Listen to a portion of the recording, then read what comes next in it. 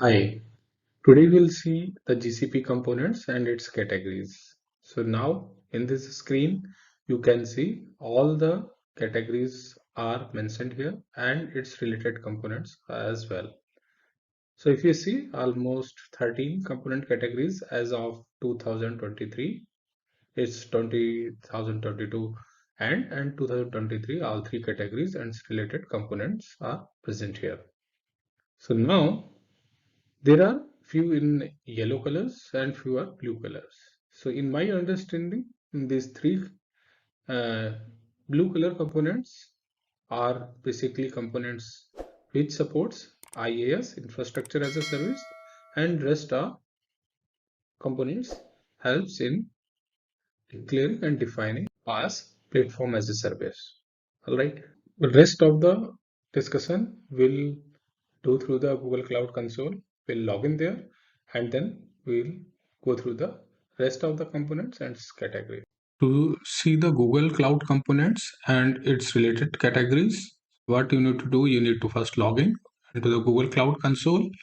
And once you are logged in, then you can see my test project is selected here. After that, you can come to the navigation menu. In the navigation menu, you see this view all products. You need to click on the view all products. Once you will click, in the left hand side, you can see all the component categories are available. So all the categories are management, compute, storage, analytics, networking, serverless, databases, operations, security, CI/CD, artificial intelligence, integration services, and tools. All right. So now we'll see the first category, that is the management. If you come to the management category, there are three services which Google Cloud provides. First one is API and services. Second one is billing. Third one is IAM and admin. Now we'll see one by one. So the first service is API and services. Basically, it's nothing but a API management for cloud services.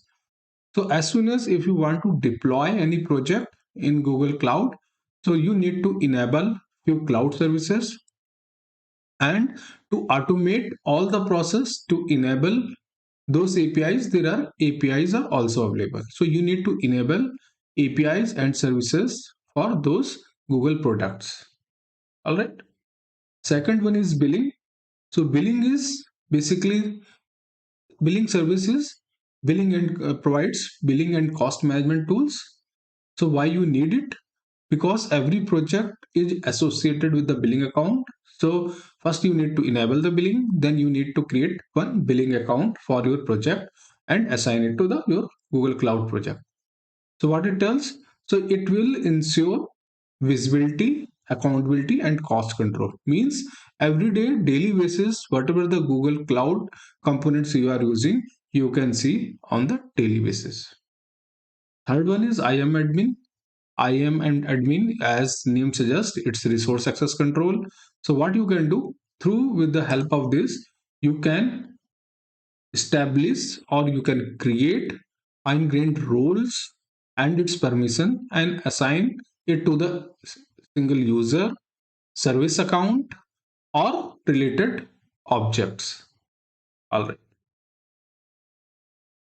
Before I start to the second category, I just want to tell all these details are available for these cloud services through docs and quick starts. So if you want to do immediate hands-on, you just do the quick starts. All the steps are provided here. And if you want to see the more details, then you just click on the docs and it will provide you more documentation around it. So now I'll see the first category. We have seen management and we have seen all the related three services. Now we'll see the compute. The first service is compute engine. Basically, compute engine provides you ability to create VM and run VM. All right. So all the Google objects run either through the explicit VMs or the internal VMs. Right. So compute engine helps in creating and managing those VMs. Second service is Kubernetes engines. So as we know, Kubernetes is nothing but a container management system. So what it does, it runs container and implement cloud native applications powered by industry standard. Means Google Cloud provides Kubernetes engine to run your applications into the container environment. Third one is VMware engine, is basically nothing but a explicitly, if you want to have whole VMware hosted in the Google Cloud, these services enable this. Fourth one is Anthos. It's basically to enable hybrid multi-cloud platform.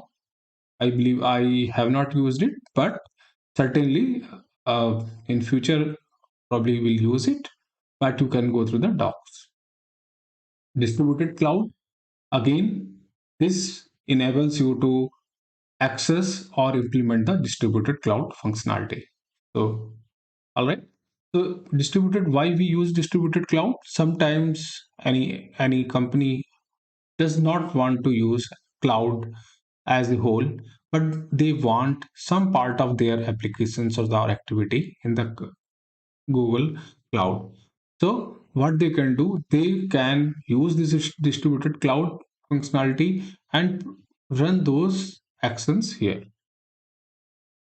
The next service is batch. So, as name suggests, Google Cloud provides batch service through this. You can create your batches for the batch workloads and submit, and it will run for you. And then you can schedule at some particular time.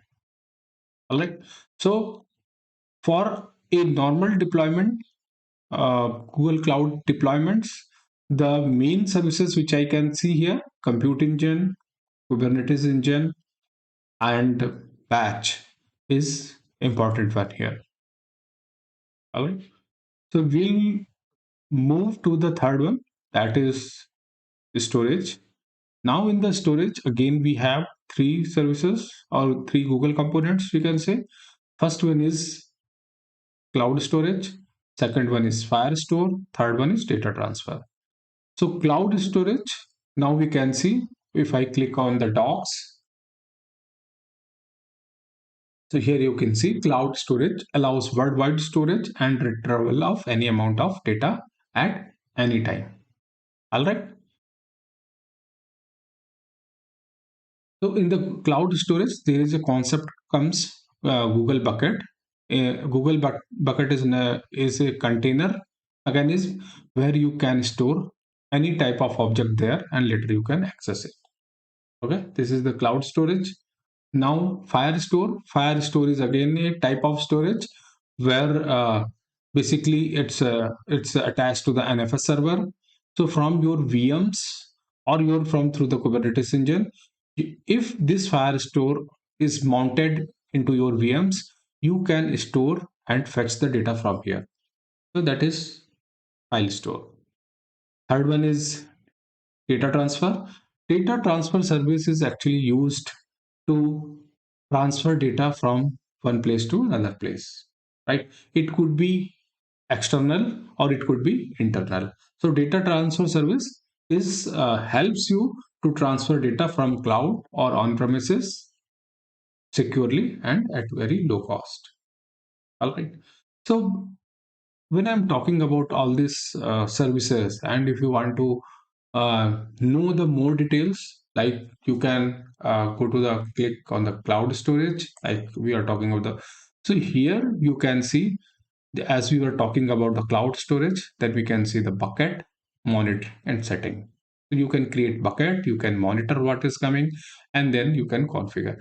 So for all the services, if you click on this link, which is provided here, so it will automatically go there where you can directly start on this. All right. Now we will see the third category, that is networking. So basically, all these services helps you to manage, connect, secure, and scale your network. For any developer, there is I believe only one service, first VPC network, is useful, but other services are more for cloud networking team who works for the network to enablement of networking and configuration of that. The first one is VPC network. Basically, its full form is virtual private cloud. So where it helps you to scale and control your cloud resources using a virtual version of physical network. What it means? It means sometimes your objects need to connect to other objects, and at that time, both the objects should be in the same network. At that time, what you do? You create a VPC network object and assign it to the object so that they will understand they are on the same network and they are able to communicate. All right. Second is network services. Network services provides you the network management tools, and network team can use those tools and configure, do multiple things like load balancing, CDN and NDS and DNS. Third one is hybrid connectivity. Again, for to connect your infrastructure to Google Cloud from anywhere.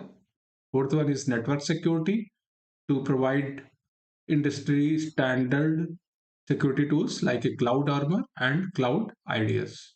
Cloud Armor I have used.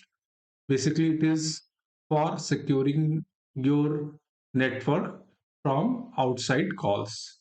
So let's your any API call is happening from outside system, then you can place Cloud Armor in front of API gateway, and you can provide the whitelist. Okay, from these IP addresses, I'll get the request, then I'll allow. Otherwise, I will not allow. Okay. Fourth one is network security. Fifth one is network intelligence. Again, it's for monitoring purpose and to define the topology of this. Next one is network services tiers. It is for price and performance comparison, and you can read all the details here. So till now I have covered three. Basically, first one is management. It is used everywhere. After that, I covered compute, storage, and networking. Now, these three, compute, storage, and networking, in my understanding, it comes to the IAAS part. So with the help of management, these three category components will provide you the IAAS infrastructure as a service. All right.